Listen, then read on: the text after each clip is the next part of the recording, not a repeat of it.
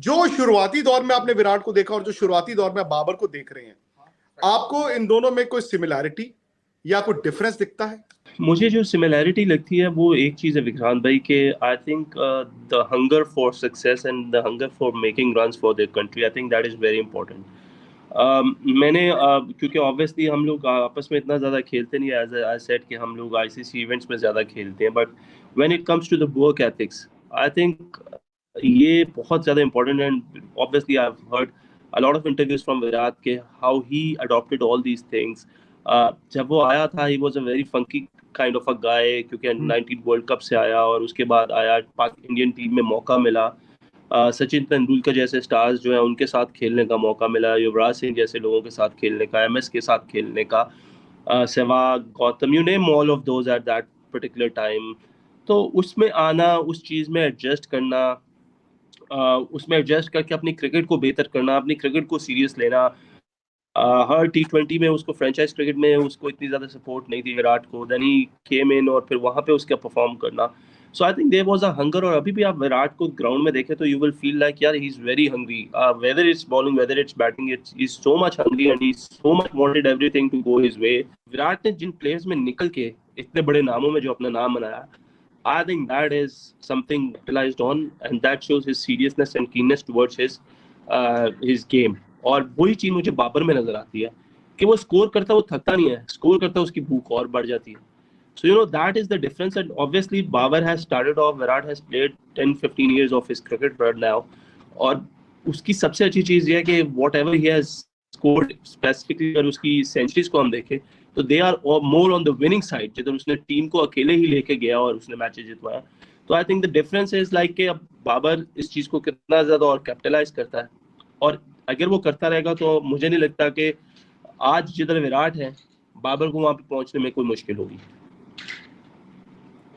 वाह भाई, अक्सर ये सवाल पूछा जाता है जब भी मैच होता है इंडिया पाकिस्तान का। हर कोई शुरुआत में उनसे एक दिन पहले, एक रात पहले पूछता है कि कितना बड़ा मैच है, नर्व्स हैं, आप लोग कितने नर्वस हैं, बटरफ्लाई इन द स्टमक, ये सब चीजें। और जवाब वहां से ये आता है कि देखिए हमारे लिए मैच इंपॉर्टेंट है, it is just another match. Just another मतलब जितना इंपॉर्टेंट दूसरा मैच है उतना ही इंपॉर्टेंट ये मैच भी है। क्या ये वाकई में होता है, और is it just to deflect जो भी हाइप हो रही है अराउंड इंडिया पाकिस्तान? क्योंकि मैं इसलिए पूछ रहा हूँ क्योंकि आप बहुत बार उस सिचुएशन में रह चुके हैं। 2011 world cup semifinal, I think वैसा माहौल तो कभी नहीं देखा होगा। इंडिया पाकिस्तान के इतने सारे मैच हो चुके हैं, मुझे नहीं लगता वाब भाई कि 2011 में जब वर्ल्ड कप यहाँ पे सेमीफाइनल में मोहाली में आप लोगों ने खेला था, वैसा कुछ कभी किस माहौल कभी पहले बना होगा। तो एक रात पहले, उसके बाद ऑफ कोर्स आपने दोबारा खेला इंडिया पाकिस्तान का मैच, दोबारा आपने खेला, बड़े ओकेजन्स पे खेला। एक रात पहले क्या आप विजुलाइज कर रहे होते हैं कि क्या हो रहा है, और वो होता क्या, माहौल क्या होता है? राहुल, अगर मैं 2011 की बात करूं तो मैं आपको बताऊं कि क्योंकि हम इंडिया में थे और ऑब्वियसली सिक्योरिटी पर्पसेस से हमें यहाँ तक कहा गया था कि आपने जो होटल रूम के जो अपने कर्टन्स है वो भी पीछे नहीं हटाने। और जब आप टीवी ऑन किया मैंने, और ऑब्वियसली इंडिया इतना बड़ा, वो they have a lot of TV channels and everybody was talking about Yuvraj Singh, the man in form, Sachin Tendulkar, Rohit, Gautam गंभीर, सहवाग। सो हमारे 8 दिन थे या 9 दिन का स्टे था इंडिया में उससे पहले। तो और हम, मुझे ये शौक था कि मैं इंडियन मूवीज देखूं ना, कि अपना माइंड डाइवर्ट करूं कहीं पे। लेकिन when ever you talk see the TV, तो हर बंदा बात करे विराट ये कर देगा, युवराज ये कर देगा, वो ये कर देगा, बॉलिंग में जहीर खान ये कर देगा।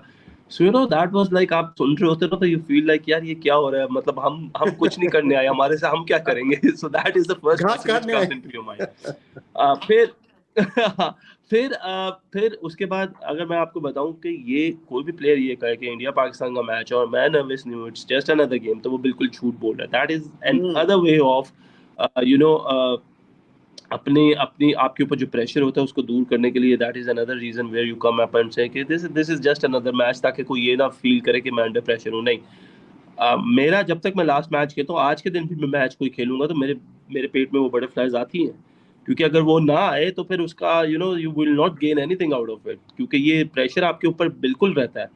और फिर इंडिया और पाकिस्तान का मैच, इतना बड़ा match, that was my first ever match I was playing against India in India. तो जो क्राउड था, आई वुड से कि इतना अमेजिंग क्राउड मैंने नहीं देखा कहीं पे भी खेलते हुए। Like I played everywhere in the world, लेकिन वो जो क्राउड और उसकी जो बज़ थी, आई कैन नॉट फॉरगेट। और उसकी वजह भी ये थी कि जब आउट होता था तो मुझे ऐसे लगता था कि यार मोहाली के स्टेडियम में कोई बंदा ही नहीं बैठा हुआ, और जब सिंगल भी होता था तो ऐसे लगता था पता नहीं क्या हो गया। So that is very different.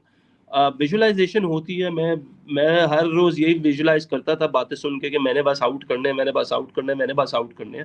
और हर प्लेयर विजुअलाइजेशन करता है और मैच से पहले होती है, लेकिन क्या होता है ऑन द डे अगर आपकी चीजें started to work towards you तो वो सारी चीजें अच्छी हो जाती हैं। इफ नॉट तो फिर आपका दिन बुरा गुजरता है। लेकिन विजुअलाइजेशन भी होती है, प्रेशर भी होता है, और मैं इस चीज को नहीं मानता कि this is just another match. मैं इस चीज को मानता ही नहीं।